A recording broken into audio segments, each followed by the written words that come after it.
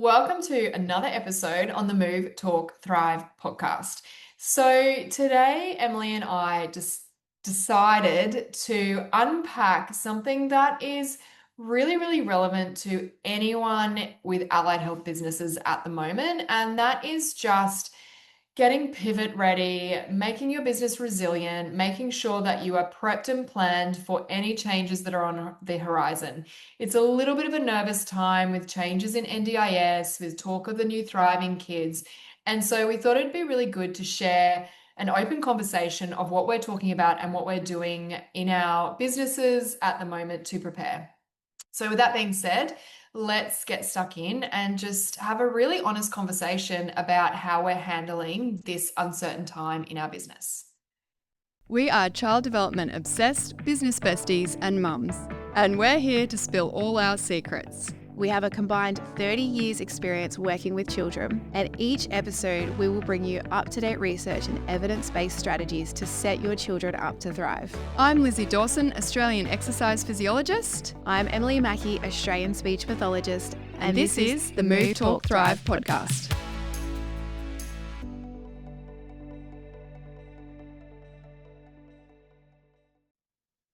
Hey, Em. Hey, Lizzy. Before we jump into the seriousness of this topic, I want to follow up from our last episode last week and say I've made progress. What are you up to? I have finished watching My Life with the Walter Boys, so I am Team Cole all the way. And I have started The Summer I Turned Pretty. Finally, I know I am so far behind. Are you Um, obsessed? yes, yes, I am. Who are you? Which team are you on? I am Team Conrad at the moment. No! I know. I'm like, you're the only person I know that's Team Jeremiah. No. Everyone else I It's speak to because is I like, of course it's started in Team season Conrad. 3 and I fell in love with him in season 3, episode 1. Have you got to that yet? No, I'm still in season Oh. 1. So that's why I'm like, it's still very early. I actually felt like it was actually in the first kind of like half of season 3, episode 1, and I was just like, oh my God. Anyway, But you missed the backstory. That's probably why you like him because you missed, yeah. well, then you did it in reverse order. Well, I didn't get the backstory on Conrad. So Conrad was coming up in this season, and I was like, who's this weirdo? Like, why? Like, he's so like mopey. Who's this guy? Mm. And then he started talking about Belly, and he had like, and I was just, I don't want to give it away, but I was just like, why is he talking about her? She's with the brother. What is going on? So I was very confused, but I can't like backtrack my Now, because you had commitment that was with your first Jeremiah. opinion. Yeah. Yeah. But I'm still like in the very start where they're pretty young. And you know what? Because you know how last week you said your social media is like filled up with all the posts. I can't look at it because then it's telling me what happens. And I'm still in Yeah, I season know. 1. So I'm in like this Yeah. really weird place where I need to get it done Need to quickly because binge. otherwise then I'm finding out what's happening on social media and I don't want to know. And it's ruining Well, it for I'm me. at the point. So there's one episode, the final finale is tomorrow, Oh. and I am like reading everyone's like hypothesis, like everyone's predictions, like all the little Easter eggs that they're dropping because they're calling them Easter eggs. Like I'm just divulging anything and everything to try and figure out what is going to happen. Oh my Anyway, to God. the point where I actually need to stop. This has like become an unhealthy obsession. And so I've started my life with the Walter boys. Is that what it's called? Yes. Yeah. Yes, yes, yes, yes. I don't That, really like either of them. I feel like, oh, they'll grow on you. They'll grow on you, yeah, particularly in season 2. I think there's only 2 seasons. right. The Yeah, there second is. season I'm is only on better. episode like 3. Yeah, so that's where like that's like me with the Summer I Turned Pretty. Mm. But I think season 2 is better.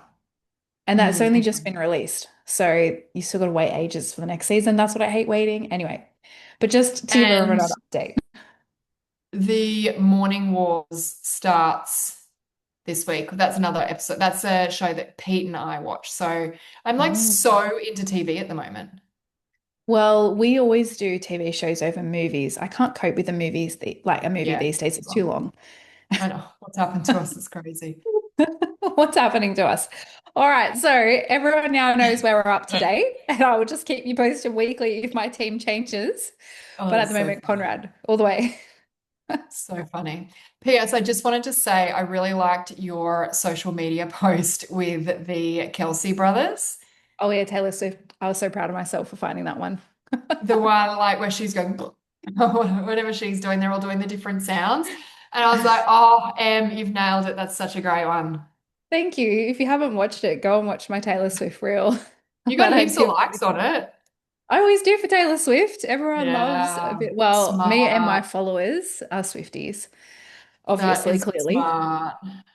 But yeah, Like it. I was so excited when I found that reel because I was just like, I can completely relate. Most people, when you tell them you're a speech pathologist, they think you just sit around doing, I don't know, weird stuff all day with So funny. exercises. Anyway, um, any other updates? I don't think so. There's nothing more No. important than those TV shows. No, I am currently on after last week, we talked about systems, and Mm-hmm. something has clicked in me, and I've become like this creating crazy person. I'm like, even on the weekend, I was like, I'm gonna write this one. And I just like, oh, I'm gone crazy. I'm like in love with it. I'm so excited. I don't know. I feel like my team is happy. My Kids Hut Pilates team. The boys up at Northside do the systems because they're really good at it. But the Kids Hut Pilates team, this is yeah, I feel like they're okay with it. Anyway, it's good. That's good. I'm That's yeah, good. excited. Our episode convinced you to do it. So there you I don't go. know. I don't know. I think I just landed Smoothie. on the connection between how I'm feeling and the communication piece. Like this, yeah, I landed somewhere in there, and I think it's just been something that has been in on my mind. And last week was a part of that, I guess. So So yeah, it's good. only taken me 15 years, but I'm getting there. Well, there you go. It's a How long about you? journey How in are you business. feeling? I'm feeling good. I'm feeling very well. Just tired these days, but I'm almost halfway in pregnancy. So that's Wow, good. I that's know, so good. right? The time is flying. I'm just yeah, just trying to take it each day at a time, right? Like it's not just like I'm pregnant and that's it. I'm pregnant and then I've got the two other kids and I've got work and then family life and mum life. So it's just that constant balance or that not balance, what's the word we try to use? Like when you're talking about work and Blend, life. Blend, blend. that's it. It's just a Yeah. constant blend, which we could do an episode on, like balancing mum life and work life Mm, and that blend. And all of that. it's But yeah, intense. so it's ticking along, and I'm sort of just starting to get plans in place for what I'm going to do when I go and have the baby, right? Yeah, nice. Takes a long time What to are you put going plans in to place. Don't know. I'm still figuring it out. Like it takes a long time to plan these things out, right? Like what you're doing and whatnot. But one of those things, and that's why we're talking about it today, is this Thriving Kids announcement Yeah. that has been made and that everyone's talking Mm. about because in me trying to plan for next year, because my baby's due in February, so then I want to be able to have space and time with Bubs Yeah. and not feel super pressured. And So not be we're stressed. stressed, right? So, we always try to plan 12 months in advance in the business, and that planning generally starts to occur around September, October. Even in-house with our diaries, like organizing with our clients what their sessions are going to look like next year in times. We start that now.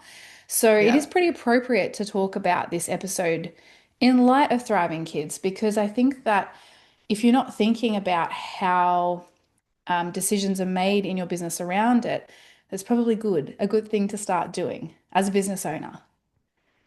Yeah, look, I think it's interesting because I feel like I have been particularly my pediatric business, we have had so many forms, like we've served clients in so many different ways. And so I feel like I've been I've pivoted so many times and I learn along the way that a pivot or a change in funding or a loss of a big client or something like that makes you more resilient and just ends up adding to the way in which you can serve clients. And I feel like this is a pretty good example of that. Like we've got a fairly large sector of our business that is NDIS funded.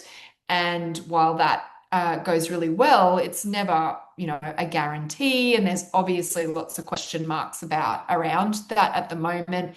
And we also have quite a lot of private, and then Thriving Kids is obviously going to become another aspect of it. Is NDIS going to drop down as that increases? But what I kind of keep saying is I want the services that we provide to be systemized, to be in place, so that we can basically pull the levers in any of those at any time based on anything that happens in, I guess, the environment that we're in.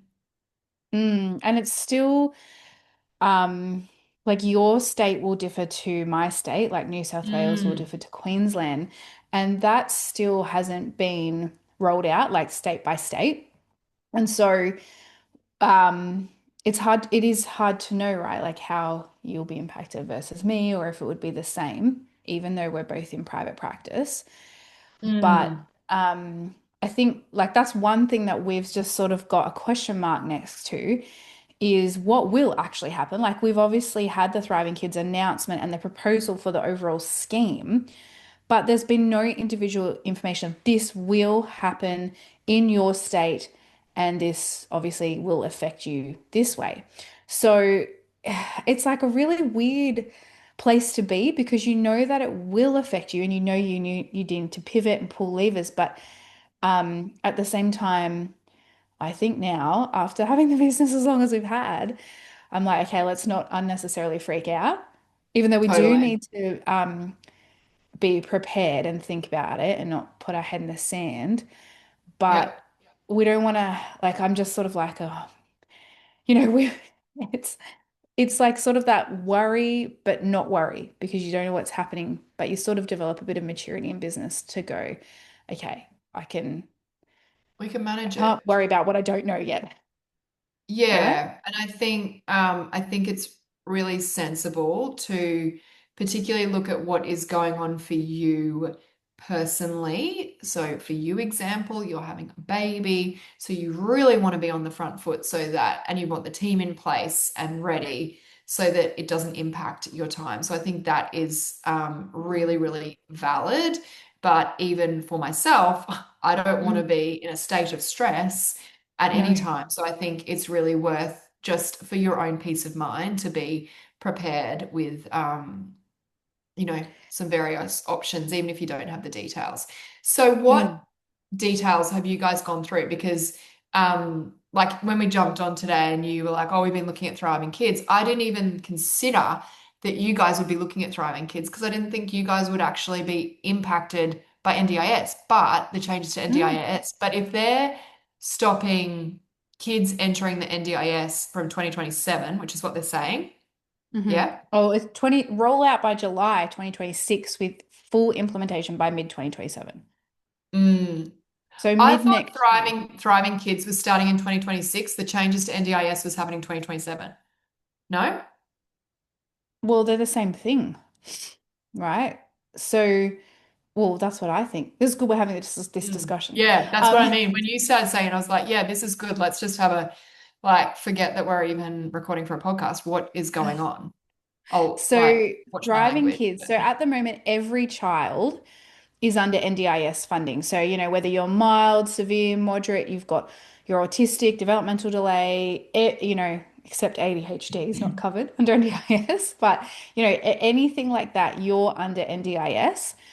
yeah, so Um, there's the global developmental delay, which then gives them, which is not even a diagnosis. That's if they're behind in two areas or more, they can get the global developmental delay, I guess, diagnosis for lack of a better word. And mm, then that helps them get onto NDIS early intervention funding. yeah, so the NDIS then can be broken down into early intervention and then the other types of supports like based on the age range. Yep. foundational supports and things. So my understanding is that NDIS is now going to be broken up into NDIS and Thriving Kids program. And so the Thriving Kids program is for 0 to 8, and it's for kids who have only mild to moderate, not complex or severe disabilities, so or autism or developmental delays. So what they're, my understanding, again, I'm not an expert. I'm just like everyone else trying to interpret. My understanding though is that what they're trying to do is get support for the children who are mild to moderate Hmm. off speech therapists and off allied health professionals and to be or like private practices, and those services are provided in schools, Hmm. early learning centers, community health clinics. They said GPs, but I'm like, I don't know how GPs are going to do that. Mm. But then so only children who have like it would be considered severe, I guess, because if mild to moderate is going under Thriving Kids, then children who are severe will stay on NDIS, or more complex, I guess we could say, will stay on NDIS funding, and they won't go onto the Thriving Kids package.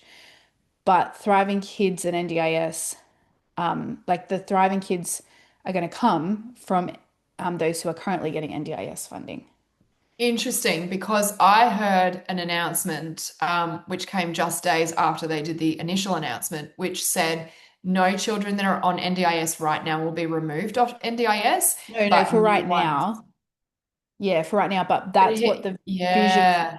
for Thriving Kids. So it won't happen now, and that's why we're sort of like, okay, we're not going to worry for right now, but we do need to have some action points for next year and some strategy for next year. Because it's So saying my that this will understanding was start. that they weren't getting taken off NDIS at all if they were on it. So your understanding is that they will get taken off NDIS if they're on Yeah. it and move to Thriving Kids. Yeah, yeah. And we are actually in our clinic at the moment, we are actually experiencing children losing funding and stopping Yes, service same. with us. So Yeah. it's if you're, I think what they'll do, which is probably what they've always done historically, if they make a change, it just happens when their child's next plan review happens. So Mm. if you've just had your plan review right before this change was announced, you won't have to do anything about that until next year, like 12 until 12 months. But if Mm. your plan is up for renew now, I don't know.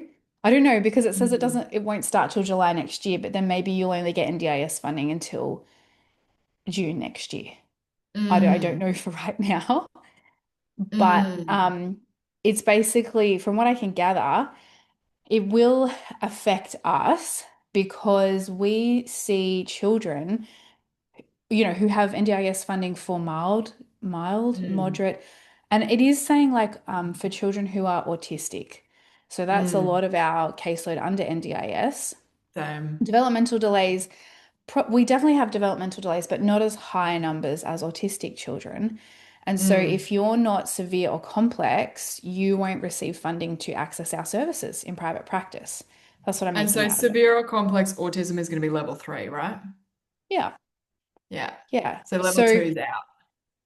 from my understanding, Yeah, mine too. again, not an expert, Yeah. but and I think so this is like the overall, this is what I was saying, like this is the overall vision for Thriving Kids, and they are having a lot of inquiries. They like Speech Pathology Australia put forward an inquiry paper, like it may Same. change. Same with um ESSA. ESSA held a meeting last week. I couldn't get onto it. I was trying to get onto it when I was at soccer with my son, but I couldn't do it. And I was speaking to one of the advocacy reps from ESSA, and they are asking for submissions from businesses that work in the space. So, and the government have only given them 4 weeks, so it's probably only 2 weeks away that we need to get it in by, which apparently is a very, very short time in which to get submissions into them. But apparently, in that meeting, I got information from someone else that ESSA is advocating very strongly that there is more item codes under Thriving Kids, which would be Medicare item codes, that Mm. they're kind of pushing for. So that, yeah, I've kind of been looking at. Well, the other thing that we've been looking at is the Medicare neurodivergent fee codes as well, because there are some in place now which allow children to access, I can't remember if it's 10 or 20, which I know is terrible because they're very different numbers, but it's 10 or 20 sessions in their lifetime for neurodivergent children. There's a whole list of conditions that fall under this, and they can get allied health services under these fee codes under a referral by a pediatrician or It's 20. psychiatrist. It's Yeah, it's 20, isn't 20. it? Yeah. Yeah, it's 20. Yeah. So So exercise that, physiology has just been added to that. So we weren't oh, previously on that. So we've just been added to that. But yeah. obviously, that's very limited servicing between the ages of 0 to 25. Yeah, speech has been on that for a long time. And previously, we've only seen it when people have, say, been given, so they've gone to the pediatrician and then they've been given an autistic diagnosis. And then the pediatrician said, use this care plan while you're waiting for your funding to come. And it's Yeah. sort of meant to be used as a bridge for parents Yeah. to help them get the ball rolling while they wait for their funding. Yeah. I mean, that's great that EP's been approved for that. It's so Yeah. So needed. that's good.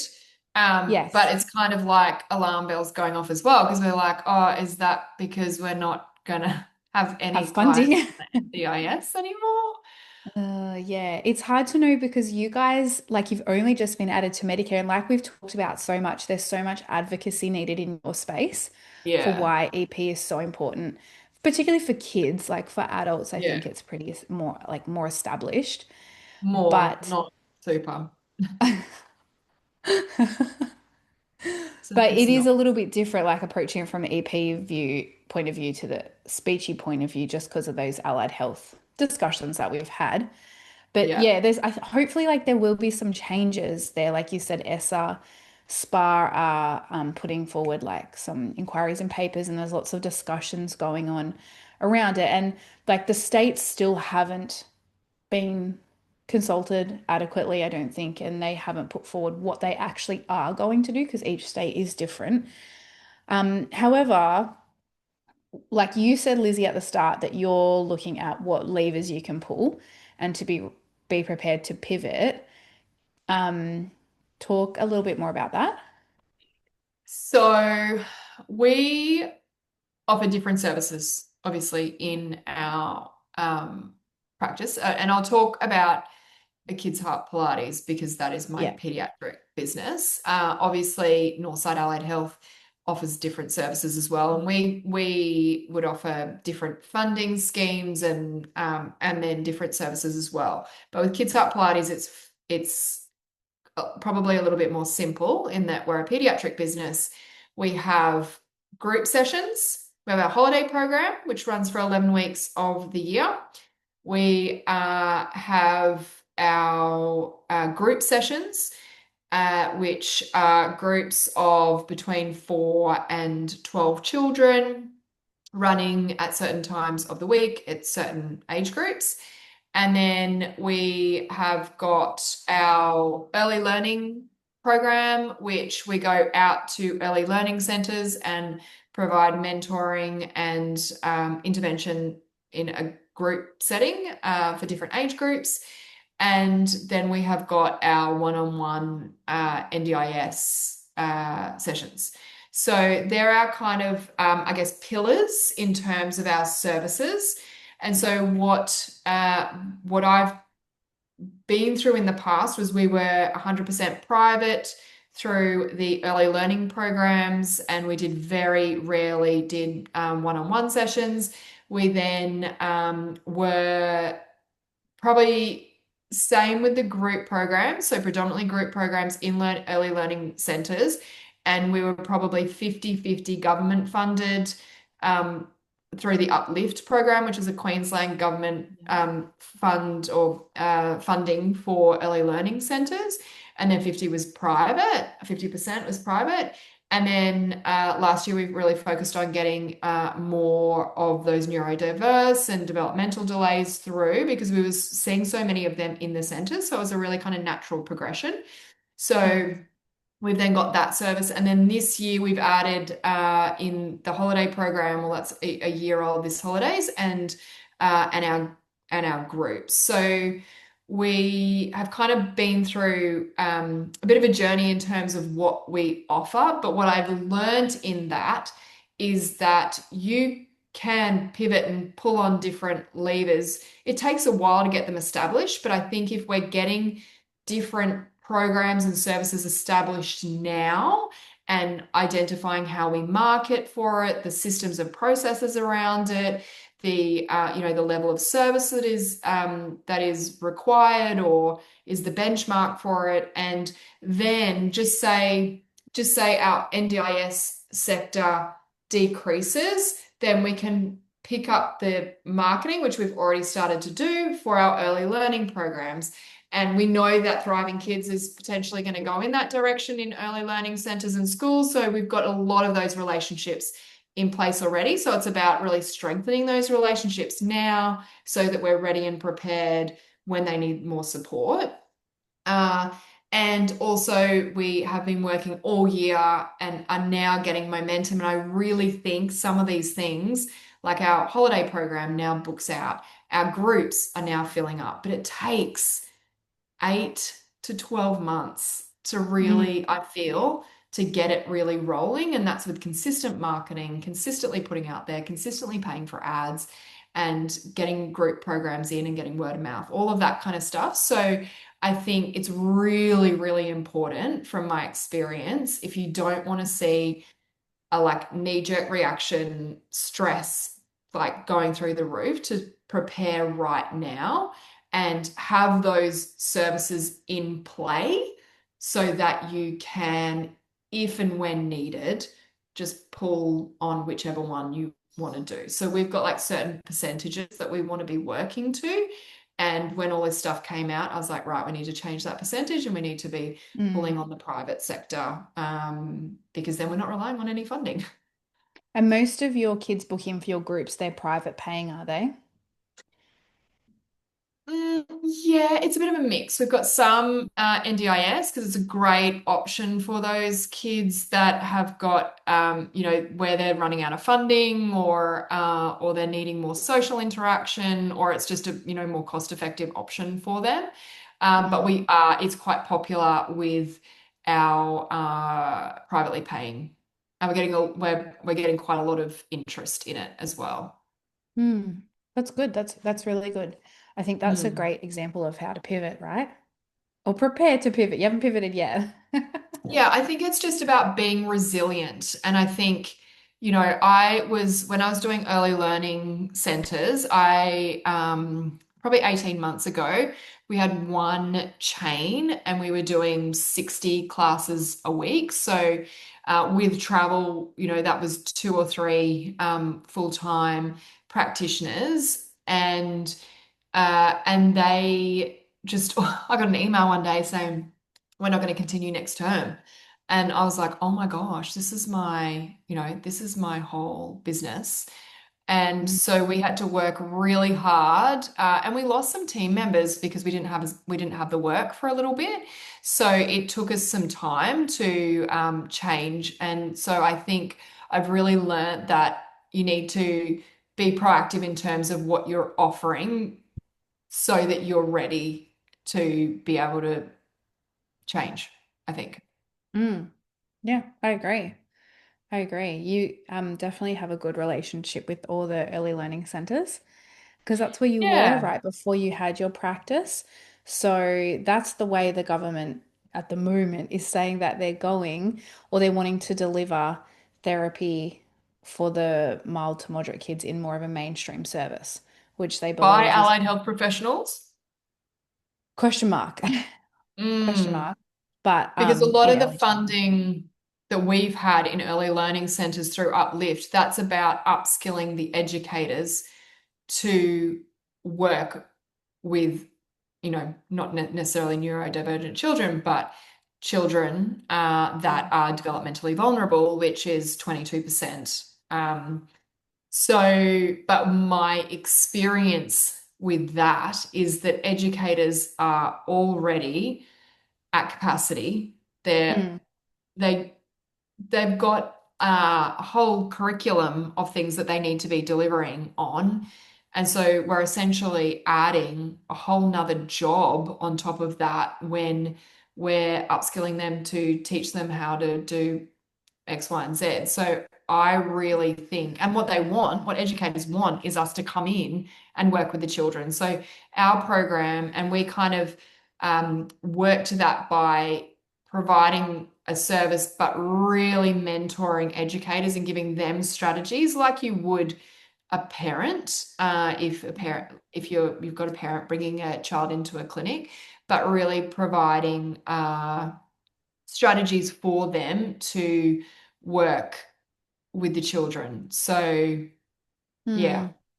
I mean, there is like a lot of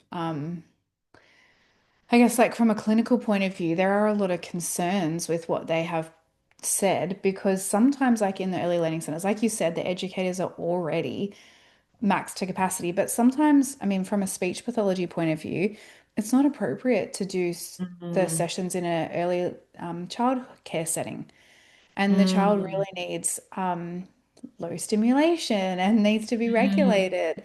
And so it is a little concerning, but then maybe they have a plan to make spaces for therapy rooms and things like that off early learning centers. I don't know. But but there is value, in having one-on-one therapy. It works. And, having it in a separate space to a classroom. But again, mm. this is all just talk because we don't actually know what is going to happen, how it's going to be rolled out, what it looks like. All they've said is, oh, they're going to put it in early education settings. Don't know what that looks like or what that means. Interestingly, because we visit early learning centres obviously quite a bit, and we do a mix of the groups, but also offering one-on-one therapy while they're in care, which has lots of benefits for the family in that, Mm, from a time perspective, it's easier and whatnot. However, some centres will go in and they will not allow us to do one-on-one because mm, and it's interesting, and I do agree with them because they're saying that the therapist needs to be skilled enough to provide the therapy in a group setting because the children are there to experience the group setting and play um exploration. So rather than taking the child away to do therapy, which would take away from their experience that is being in a, kindergarten program, that we need to adapt our style to working in an environment which is a group environment, which is interesting. most people wouldn't agree with that at the start.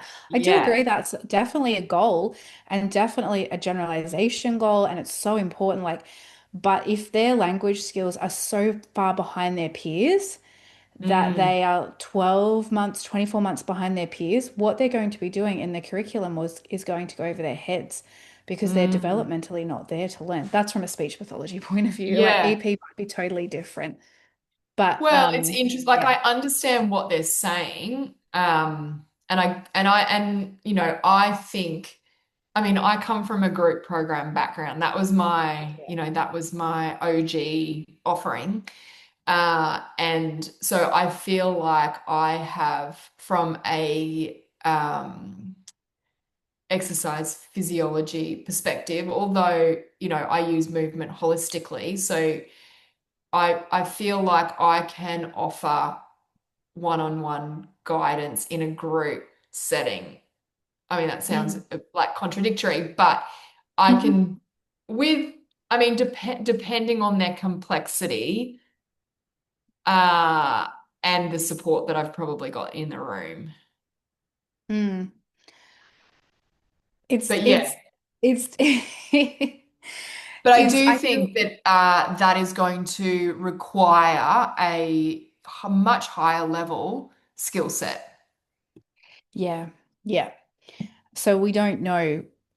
like they haven't announced who is going to be delivering the services or how those services are going to be How are they delivered. going to get educators and teachers and schools to run that? Like I was talking to Pete, he was a teacher for 22 years and he was like, "Oh man, I can't see how schools are going to want to do it. They've got enough on their plate. Like just even getting the curriculum in."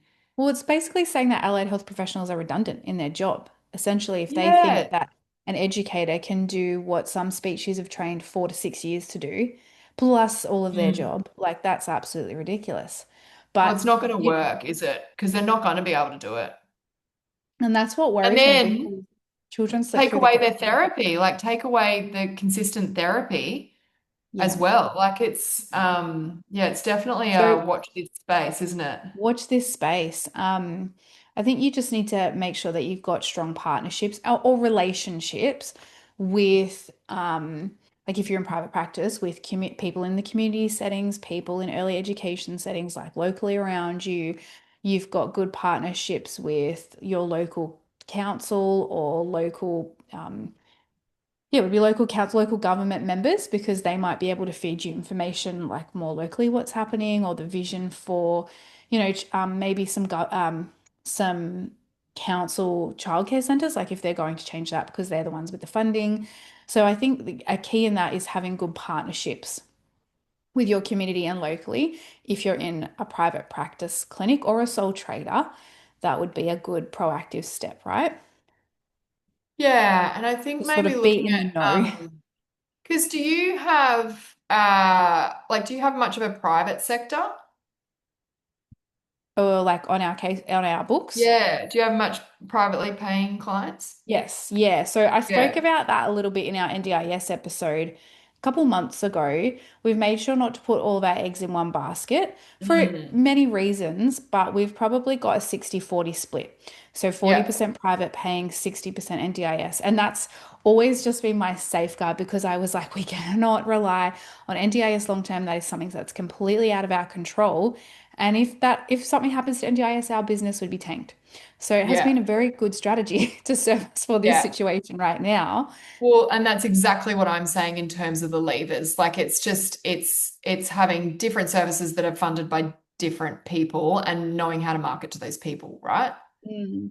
The issue for us is that before, so I guess like when I started the business, that was like NDIS didn't exist. Like that was all Yeah. private paying. There was a little limited funding called Better Start and things like that for children with Down syndrome and autism. But it was limited and so the practice actually for a long time was sustained on private paying Yeah. clients. The issue that we have now though is that over all this time of NDIS have sort of forced our prices up and we've sort of had to Hmm. keep raising the prices. And that's where our question mark for ourselves is as a business is we can, like, there's definitely always enough clients for speeches. There's always children that are needing the help, but can parents afford the current fees that NDIS has forced us to raise at? Because when I had the business all those years ago, we were charging like $70 a session. And, that's a lot different to where we are today with our fees because of NDIS. So it's sort of like I'm like, I know that business can be done without NDIS, right? Mm. But is it now realistic for parents to be paying and us to be relying on for a whole clinic on private paying clients for these raised prices? But because we had to submit to the NDIS prices. So we're having this discussion in the business going, what would our prices actually be if we didn't have NDIS all these years and we weren't sort of price fixed and we weren't forced to price match because we had some dramatic price increases because I always felt like we had to charge quite an ethical price. And then when Mm. NDIS came out, we had to have a huge jump. So we're sort of questioning how we can change our services to either add more value for what private people are paying for, or we can't really decrease fees because we've got wages and all the expenses. Yeah. But what does that look like? And Yeah. what would our fees have been? So we're trying to pivot and look at that. Like just we're not making any decisions, but just look at that internally for Yeah. ourselves. I think it's really interesting because I think that that's kind of part of the reason why they're doing what they're doing. Like I think that they're they're seeing that it has increased the price Mm, and they've done all this like comparing private fees versus NDIS fees and they're seeing a disparity there and which means like we just charge the same across. Fortunately for us, maybe now, which we've always whinged about it, our rates are not as high as yours, which we yes. have has always been a pain point for us. Mm, However, I think in this situation, it might actually work out to our favor because we charge the same now. So it wouldn't mean that we would be increasing our yeah. prices for private. And we know that we've got, part of the private sector there paying uh, and able to pay. And so it's not like we're, going to have to change that. But I just think it's interesting because I think that as sucky as it is, I feel like that it's almost why they're doing it, like because they're just saying Mm. that it's costing too much. And What the annoying thing with it is that's what's then made the wages drive up. Is yeah. because people then have been able to open these businesses or start these practices and have huge growth. Some of them have done it well and right, and that's fine. But a lot of them have capitalized on NDIS and then gone out and shifted out our industry, but I would say a lot of the industry with the high wages, which previously we never saw before before NDIS funding. And so then we have to maintain a competitive salary for Yeah. everyone. And then that's where we get stuck as a business because we Yeah. go, wages are so much more now. So we can't afford to drop prices or whatever. But we need to maintain the input to pay the wages. And so, and obviously all the other business expenses as well, but the wages are one of the biggest ones because they have skyrocketed exponentially, way more than what they probably should have, like in terms of a percentage increase over the last 5 years. So it's just as a business looking at that going, for us, like what levers do we pull or what goals do we maybe now say, like goals that we were saying yes to in the business, like for next year, we need to now say not yet because we need to make sure that financially Mm. we have that income coming in and that we've got a good enough amount of money to float us in the savings. Mm. So we're trying to sort of look at that, like balance that Mm. out. And obviously, if you're having clients who their funding has is cut from NDIS and they're put onto Thriving Kids and they can no longer access your service, looking at what drop that is and then how that affects us. And I feel like in some regards, you know that it's coming. You can do everything you can. You've just got to then see how it happens, right? Because like in the moment, if you've got, or like you said, you've got all your systems set up, you know sort of where you're going to go, but you've just got to see in the moment what happens like next July. But we've just got to see how that impacts us. The other, um, the other concern, which I have, is that we have to watch the caseloads like for variety for our clinical Mm. skills. And if all of the kids we're going to be seeing are severe, because they're the only ones left with the Mm. NDIS funding and they come into private practice. That's hard. You have to really develop a solid clinical like skill set for that.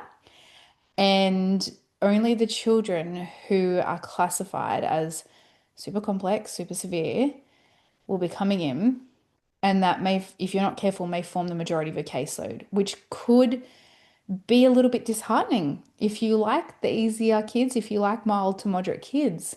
So it's just actually looking at that from a clinical caseload point of view. What do we want the business to shift towards? And what kind of clients and conditions do we want to be working with and helping? And that's based on skill sets and speechy interests, really, as well as ethical considerations. And that's what I'm Mm. trying to sort of wrap my head around. Yeah. There's a lot of considerations, I think. Yeah. That's just our sort of main ones.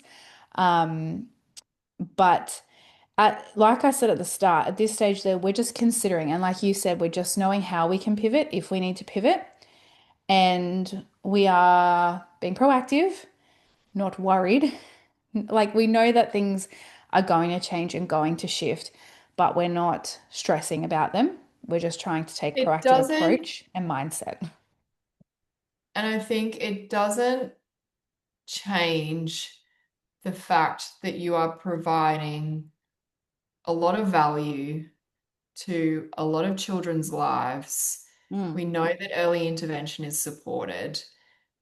It like it doesn't change the value in what we're doing, and it doesn't change the need in what we're doing. There's still, we know the statistics. We know that 1 in 5 children are developmentally vulnerable. We know that early intervention works.